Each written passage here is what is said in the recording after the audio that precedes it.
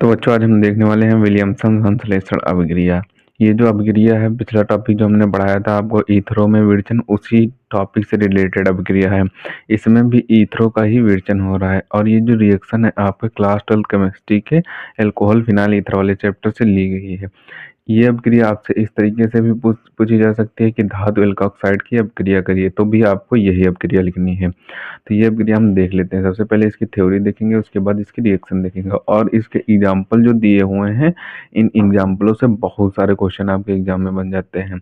सबसे पहले इसकी थ्योरी देख लेते हैं। तो थ्योरी में दिया हुआ है कि यह ईथर बनाने की एक महत्वपूर्ण विधि है, यानी कि ये जो अभिक्रिया है ये ईथर बनाने की एक महत्वपूर्ण विधि है। और इसमें दिया हुआ है कि इसमें धातु एल्कोक्साइड एल्किल हैलाइड के साथ क्रिया करके ईथर बनाता है, यानी कि जो धातु एल्कोक्साइड होता है यानी कि RONA, ये एक धातु एल्कोक्साइड होता है। ये जो धातु एल्कोक्साइड है ये एल्किल हैलाइड यानी कि RX के साथ क्रिया करके ईथर बनाता है, यानी कि जो RX है इसके साथ ये धातु एल्कोक्साइड क्रिया करेगा तो हमारा ईथर बन के तैयार हो जाएगा। ये मेन रिएक्शन होती है। इसके बाद जो CH3 के रूप में लिखे जाते हैं वो एग्जाम्पल होते हैं। ठीक, तो ये आपकी रिएक्शन हो जाएगी। तो रिएक्शन में वही दिया गया है जैसा कि आपको थ्योरी में लिखाया गया वैसा ही रिएक्शन में दिया गया है।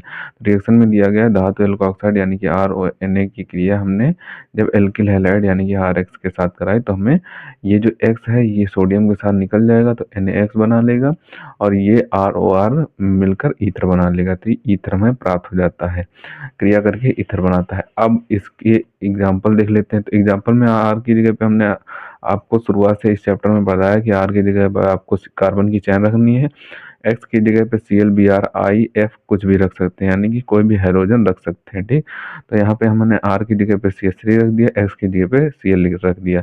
तो R की जगह पे इस जगह पे भी CH3 रख दिया और इसकी जगह पे Cl रख दिया। तो यहाँ पे ये सोडियम मेथॉक्साइड बन जाएगा। यहाँ पे ये मेथेन है तो सोडियम सोडियम ये हो जाएगा और मेथेन ये मेथ लग जाएगा और ऑक्साइड इसके लिए लग जाएगा तो सोडियम मेथॉक्साइड बन जाएगा।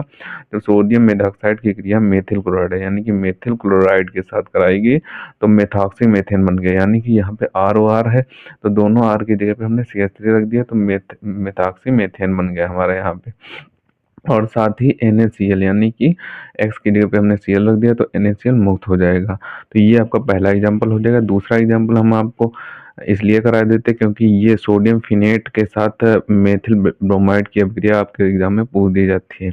और कैसे प्राप्त सोडियम फिनेट से एनिसॉल कैसे प्राप्त करें वो भी आपके एग्जाम में पूछ दिया जाता है। ये जो दो क्वेश्चन हमने आपको बताया, सोडियम फिनेट की मेथिल ब्रोमाइड के साथ अभिक्रिया कराएं और ये वाला, और सोडियम फिनेट से एनिसॉल कैसे प्राप्त करें और ये वाला, तो ये आपके एग्जाम में बहुत बार पूछे जाते हैं। तो इसमें सोडियम फिनेट की मेथिल ब्रोमाइड के साथ अभिक्रिया आपके एग्जाम में पूछेगा और सोडियम फिनेट से एनिसॉल कैसे प्राप्त करें ये आपके एग्जाम में पूछेगा। तो इस तरीके के आपके एग्जाम में क्वेश्चन बन जाते हैं। ठीक, तो ये क्वेश्चन अगर आपके एग्जाम में पूछे जाए तो आपको यही रिएक्शन लिख देना। जब सोडियम फिनेट यानी कि R की जगह पे हमने बेंजीन रिंग लिख ली है, यहाँ पे जो R था ऊपर उसकी जगह पे हमने बेंजीन रिंग ले ली है और यहाँ पे R की जगह पे CH3 ले लिया है तो सोडियम फिनेट बन जाएगा। यहाँ पे ये फिनेट का काम करेगा, ये सोडियम है और ये फिनेट का काम करेगा, ये पूरा फिनेट आपका कराएगा। सोडियम फिनेट की जब मेथिल ब्रोमाइड के साथ अभिक्रिया कराएगी तो हमारा यहाँ पे जो बन के तैयार हुआ जब यहाँ पे CH3 लग जाएगा तो ये एनिसॉल हो जाएगा और हमारा NaBr मुक्त हो जाएगा। तो ये इसके एग्जाम्पल हो जाएंगे, विलियमसन संश्लेषण अभिक्रिया के ये एग्जाम्पल हो जाएंगे। तो सबसे पहले आप क्या करेंगे, ऊपर से जो विलियमसन संश्लेषण अभिक्रिया दी हुई है इसका स्क्रीनशॉट कर लें, बचे हुए पार्ट का स्क्रीनशॉट कर लें। तो इसे आपको अच्छे तरीके से तैयार कर लेना है। मोस्ट इंपॉर्टेंट नेम रिएक्शन है, आपके एग्जाम में बहुत बार पूछी गई है और इसके एग्जाम्पल से भी बहुत सारे क्वेश्चन बन जाते हैं। तो इसे आप अच्छे तरीके से तैयार कर लें। मिलते हैं किसी नए वीडियो में नए टॉपिक के साथ, तब तक के लिए धन्यवाद। और अगर अभी तक आपने मैं इस चैनल को सब्सक्राइब नहीं किया है तो प्लीज़ सब्सक्राइब जरूर कर ले, क्योंकि हम इसी तरीके से क्लास 12 से रिलेटेड इंपॉर्टेंट टॉपिक पर वीडियो डालते रहते हैं।